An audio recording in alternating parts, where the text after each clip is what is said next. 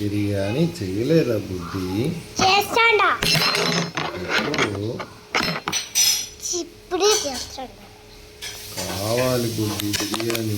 చేస్తాడు. ఇప్పుడు ఏం చేస్తున్నాము? టీ. నాకు ఒక టీ కావాలి. ఒకటే అన్ని పోస్తా అట్టే. టీ ఎలా పెట్టాలి? పొయ్యి వెలిగించి ఆ, టీ పోయాల. పొయ్యి వెలిగించి టీ పోయాలా?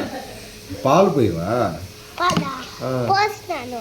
పాలు పోస్తేనే మళ్ళా పంచదార మళ్ళా పొడి టీ పొడి అన్నీ వేసి అన్ని వేసి కలిపాల.